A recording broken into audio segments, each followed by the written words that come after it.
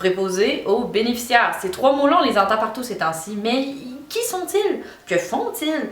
Juste, Je suis mauditement bien partie. Y a-t-il eu le Big Bang, puis les préposés? Je suis moyennement thérapeutique, moyennement médicinale, mais je vous assure que je fais toujours pas de fièvre. 37,6. Bien le bonsoir et bienvenue dans la moyenne. Jouons le conseiller d'orientation. Moi, je te dis que tu devrais devenir agricultrice, parce que dans ton test, t'avais coché que t'aimais ça, les lapins. C'est ce qu'on m'avait chaudement recommandé. Faudrait vraiment revoir ce test-là, mais ça, c'est un autre dossier. Mettons que toi, tu te dis, tiens, pourquoi pas préposer bénéficiaire? Alors, cher enfant, selon moi, laisser t'amener en santé. Pour ce faire, tu dois aimer accomplir des tâches répétitives selon les normes établies, aimer travailler en contact avec le public, ETC, ETC, ETC. En bref et en longueur, là où la préposée donne des soins de base aux patients. Mais t'ouvres la parenthèse parce que ça contient pas mal d'affaires. À commencer par le patient lui-même, qui est souvent malade, oui, mais qui est aussi parfois sénile, incontinent, voire même agressif. En fait, c'est moi, c'est vous, c'est tout le monde dans une couple d'années. C'est souvent des gens seuls, en perte d'autonomie, coincés entre quatre murs, qui ont toujours autant de besoins, mais pas toujours réalisables. Est-ce que ça vous rappelle quelque chose? On vit tous ce fameux confinement. Mais pour eux, c'est puissance 1000. C'est de là qu'elle vient l'agressivité. Les préposés sont confrontés à ça jour après jour, semaine après semaine. Le préposé est la première personne que le patient aperçoit lorsqu'il se lève le matin pour préparer son bol de Fruit Loops, autant se gâter, et la dernière personne qu'il voit avant de se coucher. Il peut limite passer pour un maudit stalker. C'est l'hygiène, l'alimentation, le déshabille, le rhabille. Connaître ton patient comme ta propre mère, tu deviens la meilleure paire d'yeux pour le personnel infirmier qui en sait un peu plus sur la personne qui se retrouve en face d'eux. D'abord et avant tout, les préposés contribuent au maintien d'une certaine dignité humaine chez ces personnes. Ça, c'est ce que tu as perdu lors de ton dernier Woodstock en Beauce, bien chaloupé. En tout cas, c'était ça dans mon cas. Alors, au bout de toute cette longue liste de qualifications, tu dois être dévoué as fuck, avoir les vertus d'un samouraï, un cœur sur la main, des nerfs d'acier, une jambe de bois, un pied mariton. Un pied mariton! Tu veux connaître le vrai sens du mot altruiste? Va-t'en préposer aux bénéficiaires. Tu suis une formation DEP de 9 à 11 mois en assistance à la personne en établissement et domicile et bingo, les centres hospitaliers, les centres de réadaptation, les centres d'hébergement et de soins de longue durée, ça c'est un CHSLD, les centres locaux de services communautaires te sont ouverts. Et t'es pas du type centre, va-t'en aide en soins à domicile. Il y a le privé aussi.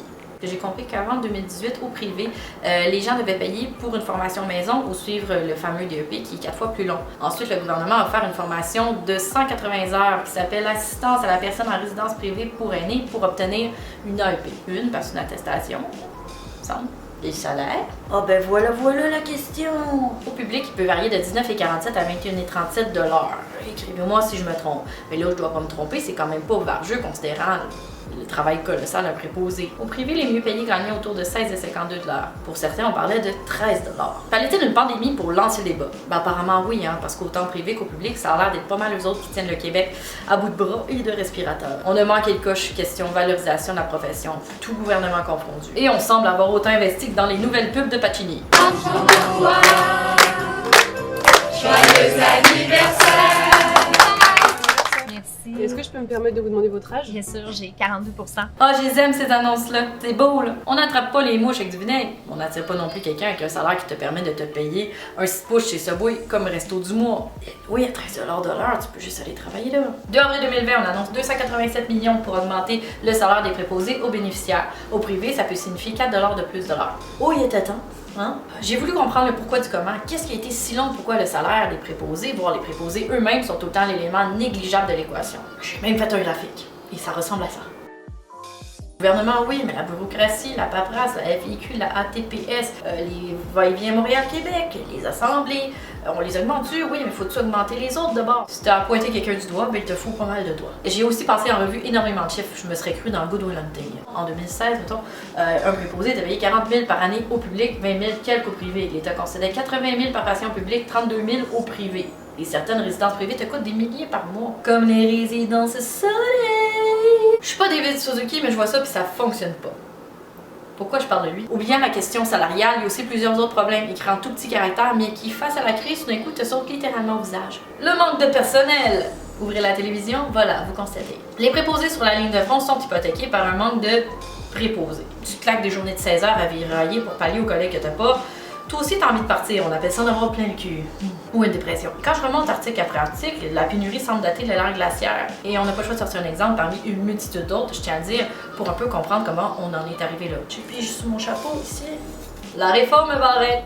Désolé, man. Je suis une maudite calinours si je veux pas faire de peine à personne. Fait que je peux au moins dire que Barrette s'est quand même donné corps et âme pour essayer de nous faire comprendre que s'il aurait pris 2 mandats pour réussir son pari. Mais force est de constater que la technique main de fer dans un gant de chirurgien et coupure profonde au scalpel, oh là là, c'était un petit peu radical. De ce que j'ai lu, c'est qu'au bout de la réforme, la centralisation du pouvoir et l'abolition de dizaines de postes ont en quelque sorte complexifié le quotidien des travailleurs de la santé. La bureaucratie s'est conglomérée, s'est mis en tapon, et les gestionnaires ont pris le clou. Le personnel, lui, a dû composer avec le stress, l'instabilité et surtout personne vers qui se tourner. Ta troupe est écœurée, le temps supplémentaire s'accumule, les congés de maladie aussi, on parle de 25% chez les préposés. Et tu rajoutes à ça le manque de ressources où tu te retrouves à concocter pour tes patients des repas à 2,17 à portion. Il faut que t'aimes ça les patates en poudre Betty Crocker. Moi j'aime vraiment ça, mais je suis pas un exemple.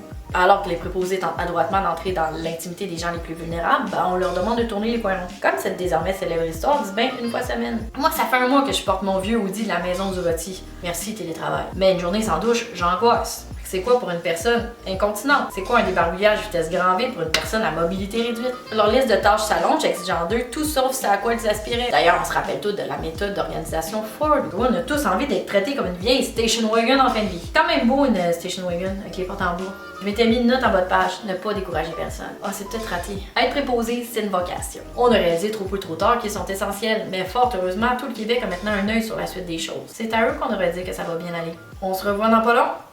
Toujours avec quelque chose dans la main. J'ai réalisé que j'étais comme Brad Pitt qui mange dans tous ses films, sauf que moi, je bois.